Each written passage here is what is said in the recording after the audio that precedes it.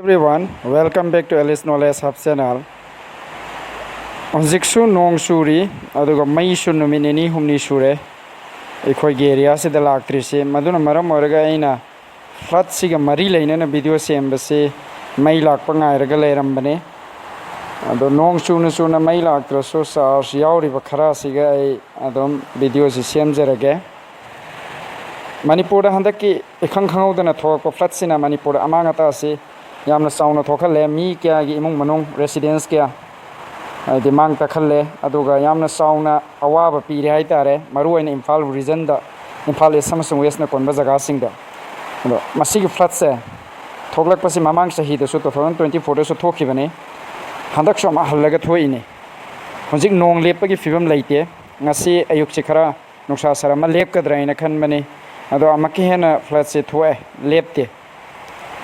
nong su hen suri nong si so dum yawe ado masi thok pasi praja sing da wa basi hal laga pi basi mamang sahi da thokram matung da hal laga kari gino thoga isi sahi sig manung da sarkar na ekhoi gi saksel thorang amasung mamang da soi khiba sing do chum thokpa nang hodra bara haibo hang me ama thoge public opinion da ko ekhoi gi me tha si loiram dai da hojik jun tha gi tang ani ni da nga si me tha loiram dai da Manipur si yamna sauna awab si nong silep tabadagi flood si thokpa si thengna khibani Imphal Valley da particularly Imphal East amasung West district ta masina akan be impact ama pi maruaina turel si iril amasung nambul si ising si hen na chen bai tare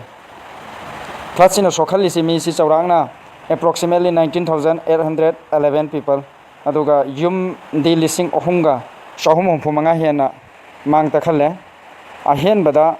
amukka landslide so 40 mathakta state sigi mafam da thoi haibagi paulai masina awaba siti hena wahalle haitara maruaina yamna maruaiba infrastructure all India radio Imphal Jawaharlal Nehru Institute of Medical Science JNIMS siso ising si changjala aga ising tunga leibadagi yamna patient sing da awaba radio station gi function to da awaba aduke matik mayokna re aduke emergency response team mayama state disaster response yauna army yauna rescue amsung relief ki damakta thajan khre ko sarkar na thajan bade ado rescue operation tauna bo hona matam da hojik kanna mi asiana gi pawdi kanna leite ado bo mi taw thakiba ahan taw thrak pangang taw thaba gari sing chen thakiba di mayam di pawdi mayam leire ado masi gi flood se halla lai khoina mayokna base ikoi gi maru haurak phamse thidok pa ma darkar leie nong sigi awa su khara taram bane aide ado eraga su sengna flood sigi matang se na video se sem da bangam da matang hai bu oire yamna nungai ta matang ne mayam da awa se halala piri se masi matung thoktana bai khoina kai lokhat pham thoi ai goiba aina khangjaba sing to share to jage mayam gi su share to biro comment da underlying causes se ahan bada deforestation amasung land degradation to ba haidi Manipur gi singi mafam sing da yamna paksan nai khoi gi u yan thatpa lairamba ekhoi gi jungle sing se kokthorok pasina maram oraga ekhoi gi poppy cultivation charcoal production ekhoi gi maital se pothona bagi damakta do makhoi gi livelihood oibada madudagi paisa tan basina maram oraga ekhoi gi hangalak pasina nong si chubagi sang helak pai tar masina land si gi natural water absorption capacity se ising subsan bagi capacity se jo handhale aduga ising subsan basi handra bani ne ising du turelom de chen thrak pane hen ado deforestation si ekhoi lep matam oire hana tau ki bata ukhraga su sarkar na su strict policy ama apply to pham thoe na khali aduga sing da su ekhoi na yung kai loina sajan ba ko takhairaga masina su ekhoi hana gi leram ba natural flow water du su kahen bai tar urbanization and encroachment shahar si loina olakpa shahar gi sang da chawkhat na phona rakpa masina maram oraga natural gi oiriba leiriba environment da yamna ahong bala iduna ekhoi gi ising gi leiriba jaga do adu phobu dai khoina laibak thonjalakpa akot pham sing se ko si chawkhat pa si darkar lei ado chawkhat pa darkar lei ekhoi yung kai sa ba darkar lei infrastructure hengat an ba darkar lei hairaga su chawkhat na bagi damak ekhoi na kai do bada ekhoi gi weather se aduga climate environment se to sokhan da mo da plan tawraga strategy ama semaga chawkhat pa darkar lei infrastructure semgat pa darkar lei infrastructure sagat limi haiduna pangchata sagat pasina natural ekhoi flood mitigation capacity sidi yamna hanthale aba any mafam khodimakta chawkhatna hona raga so with plan and strategy policy amaga loina na hona se mase strictly maintain tawdorse sarkar na tawgadabani ko sarkar si it's for the welfare of the people adu makhoi action pam thoin aduga inadequate waste management se plastic waste kumba single use plastic bottle sinaba si sinamara moraga sigi langthokpham se akut akut ba jaga sin langthorakpa maruaina turen singsida atoke matik tha thai haitare nambul river da atopa turel singi river being sida su turen mapan sida su hatta hodi bottle plastic sing je atoke matik masing yam tha thare hana natural oibe ising ekoina pond dagi hand pump dagi river dagi thagam base ising se mot padagi river gi ising asu yam sengam base je nengoi pek pani ha yam mani ha yam sengdre aduna thakpa matam dai khoida aki ba phawrabani na ising se filter toroba ising bottle da sungak pasine be khoi thais makhoi da thakpa matam da ikoi bottle se single use khaktane ba tawri se aduga langthokre langthoi be ising bottle se plastic ai se tumbana ibna te aduna turial da ne ba yam ba tha thari river bank sing sida river bank sida dukan su ikoi gi maya sida loin lai bani na plastic bottle se hotel sing sida gi thadora ko so masina maram marga river gi natural flow oigada water oigada do masina su yamna space cancel laga wang khatalakpa masina su flat mating pangi ko aduna ikoina waste management gi matang se masi sarkar na kan ba ikoi miyang changba khana ta na public sing na su ikoi gyan tamina ba plastic che sijina ba han thaba darkar wayena khali masi public sing na hena puning changaga sarkar da hena pressure pe duna sarkar na su akan mamong da masagi ikoi gi mathaugum masagi mung da sokpum khallaga lokhalaga di then ID waste management matang se han thrakani khali aduga drainage infrastructure se khoi gi drain sem base hojik village level da maruana khungang sing da aina lairibe khoi gi khungang si da so drainage se kan semai sarkar gi yojana mayamam gi makha da do semai be drainage se shahar da de masing hantar pogum ure shahar da yum si sana ba land value wang mana mara maraga lam se mangan ning da ba dana magi lam sok tana mo de drainage se khoi gi wakhan se sarkar na sem da mena sarkar na semak ko matam da di makhoi yum sajala lairamina awa ba so oiba ado sarkar na so masi miyeng changaga lairiba masagi yum sariba singsina su drainage se magi yum mapa se maintain phajana taunana ba wakhalon amagaloina na yum se sabata aragadi ising waterlogging gi tawbagi chang se handrakani ising tungaga leijanba ising chenthokta ba hen ising wangkhalakpa nongkana su bada masi tho yana khali drainage infrastructure fatar sina mara moira sarda ising yam lopalle disaster waste management gi khudongcha da koi challenges me amse kai kai no yamna chauna flood sina andak ki thoi ba flood se hana su thokre do raga su yamna kiningai oi ba flood ni hai tare masina yamna akan ba mong da disaster si thokhalle ma yam da maruaina koi gi mana masing mang ta khalle adu gi yung gi posai sing mang ta khalle Imphal municipal council da 2.5 ta gi 3-fold increase waste collection hengale yana ha ising sina ta uthra amina lairamba phata hudi do loin chen thorakpadagi municipal council gi thabak si phajan tawribra tawdabra hai bo hang sulai ado masigi disaster waste management sigi makhoi sikana maina thabak tawri hai ba award pado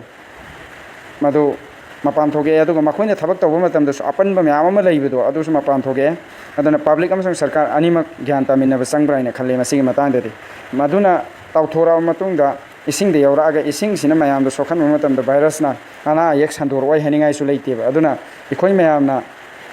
public sing na gyan tawa aduga sarkar na hen na gyan tawa sange makoi gi duty se phajana tawhan ba ma sange employee sing se ko aduga sarkar gi any department sing se akan ba meyang sangaga phaba thabak tawhan ba maru oi ba ikoi gi solution khara recommendation khara ai gi oi ba mai kai de gi pijege ai matung da flood se thok tana ba amasung yamna phajabe approach khara darkar oi hai tare ahan bada reforestation and soil conservation ikoi forest kok thok pasi masi lepaga forest si u thabagi chang hengalan ba lairiba sing siikoina maintain to bona sange singi lam singda valley gi lam singda aduga soil gi stability si hengalan duna ising chupsan bagi chang si ju hengalan ba darkar oi ani shubada shahar si shahar oina ba ikoina sakhathara lokhatpa matamda planning ama darkar lay wetland si ama ka restore to इखोई की इसिंग live जगह में खैसे restore फजन तब part ओरो lake ओरो any पोन ओरो any river bank ओरो इखोई conservation से फजन तब तारे रिवर बैंक दा फजन रिवर इन क्रॉसिंग तौरीब सिंग सिसु इखोई एक्शन बम दरकार ले हाई तारे natural water absorption se henggalanba ma darkar lai aduga flood ki risk se hanthanba ma darkar lai ahum subada waste management initiative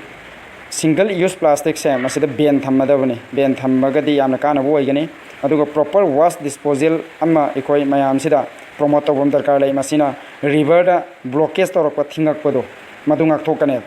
waste mayam sina tajal laga da maya dagre pura tajal laga pairaga leirakadoni ko mari subada infrastructure development drainage system se upgrade tawgadabani ado flood barrier singsi river bank ikoi sok tharaga leiriba turen mapan singse masi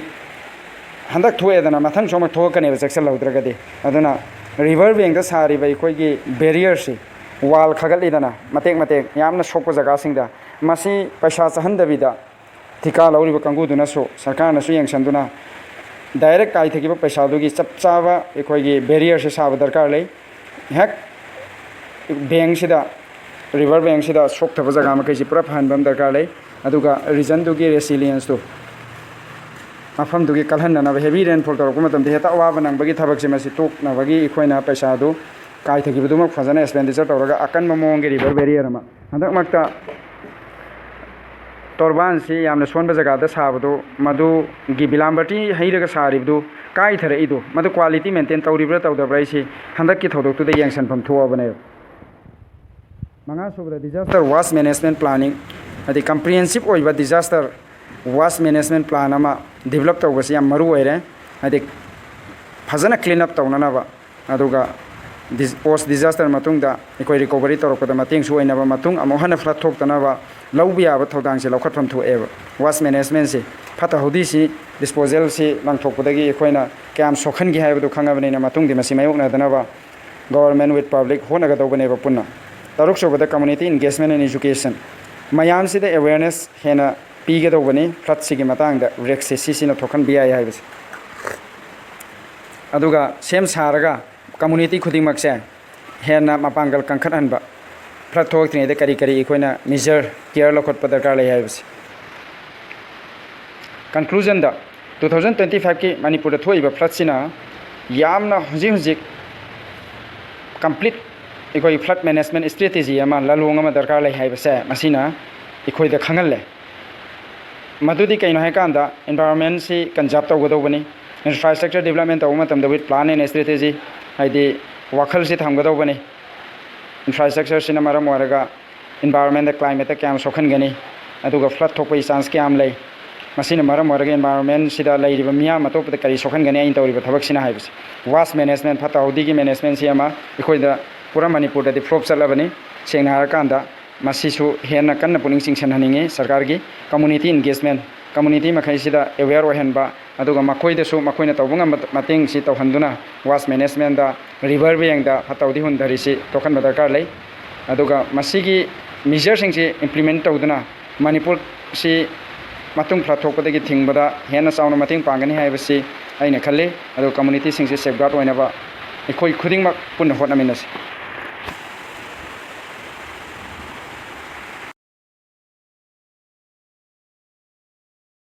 handaki flood sida mating si mi mayamna magi ngamjam mong da fazana mating pangaga manipur gi praja maruaina flood thoiba jaga imphal area sida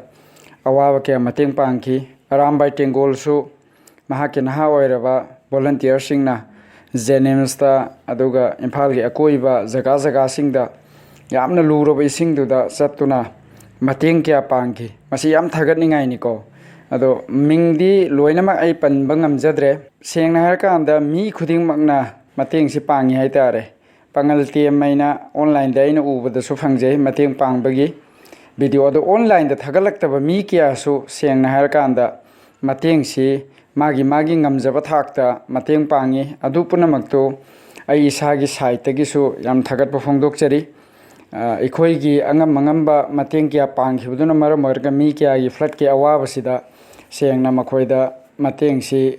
yamna oikribani aduna maram oiraga ikoina matungda so awana thokpu matamda ikoi masena magama mateng pangnaraga yam nungsinana community khuding makse phajana manipur sil laiminaraga santi oina ikoi gi state sida matung flood thoktana ba ikoi khuding makna policy program semaga sarkar ga punna thabak se tawminna ba darkar oi haijaningi aduna helping each other si yamna darkar oi hai tare